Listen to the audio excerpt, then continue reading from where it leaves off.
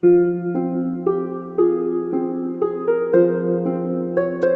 was a long, dark night, and Puddington, known by his family, his friends, the other engines around him in the workmen, they just called him Puddy, or Pud for short. Pud was quite well known as a tank engine. He had great work ethic, and they all cared for him.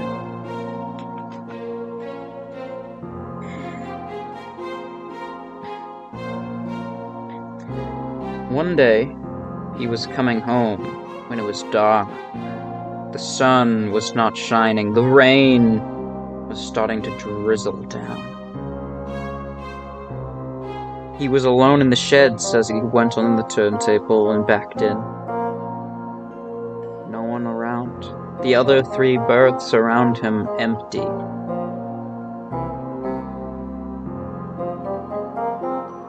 He tried to sleep, but he could not. He wasn't tired enough. So, he tried many methods.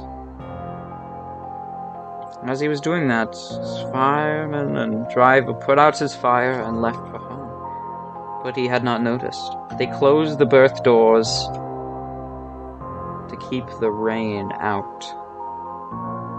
And finally, after many attempts with different methods, Pud had fallen asleep.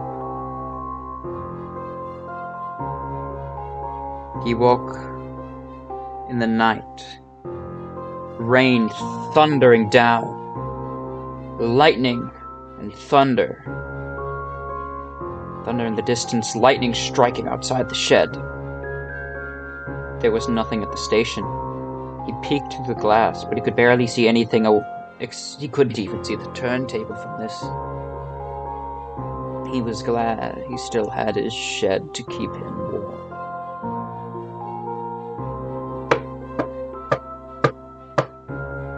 He heard a knocking.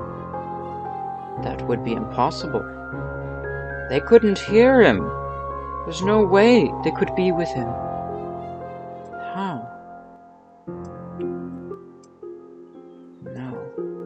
Impossible. How would they be out there at this time? They couldn't be. It was impossible. But it was, as the banging on the door continued.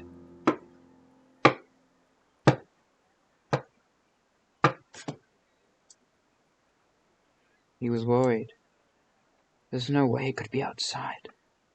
The lamp on his front buffers flickered on.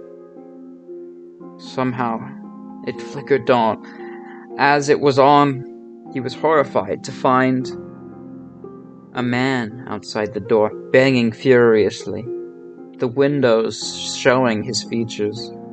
The man was wearing a white shirt, like a workman, with blue, blackish overalls, some regular boots, and a white workman's hat. But the horrifying thing was his face. Where there should be eyes was nothing but black, hole-like features. Nothing was there. He couldn't see anything, and in fact, he thought he could see himself in the eyes, or what was left of them. But he knew that wasn't possible.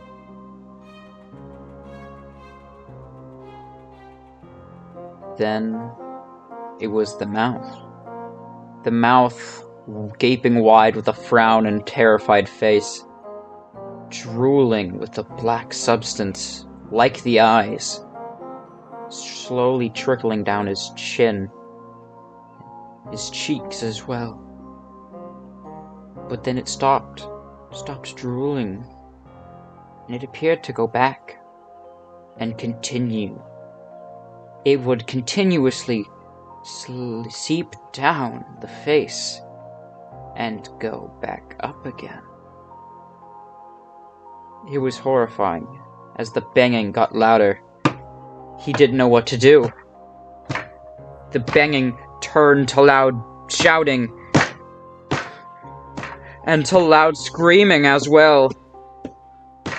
Outside, he could see the man, mouth still wide open, extend his jaw, extremely long, unhumanly long.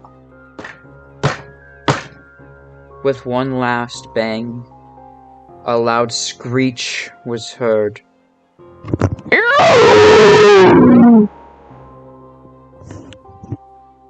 And then a lightning strike, blinding him from the outside. And in that second, the man was there.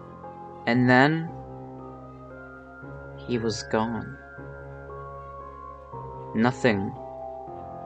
No footprints, no seeps in the dirt, no dirt on the floor, no dirt footprints. There's just nothing left. He was relieved, but still horrified. He didn't want to go back to sleep that night, and he didn't.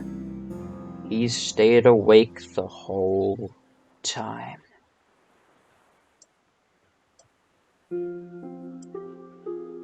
As it became morning, he went back to work. But every time he looked in a mirror or a reflection, he could swear that there was a man in the mirror or the reflection. The same man. The face still frowning, but the jaw fixed back in place before it extended. The tears no longer moving, stuck at the farthest point they could, trickled down the face, leaving a black trail, as dark and empty as the eyes and mouth. But there was also something else that would catch his eye. It wasn't the fact that the man was in the mirror itself, but it was where he was looking. He couldn't tell, but at the same time he thought he could. He knew it was impossible. He knew the man couldn't be looking at him, or he couldn't even tell. He knew that he couldn't tell, but his brain was telling him he wasn't looking at him. The man was staring past him. And every time he came across another man or a female or person around, they would always have a slight surprised look on their face, would quickly compose himself, and would always ask the same question. Are you feeling alright? He would answer the same thing. A bit tired, a bit shaken, but otherwise I am fine. But during the whole thing, he never noticed small black liquid seeping from his eyes.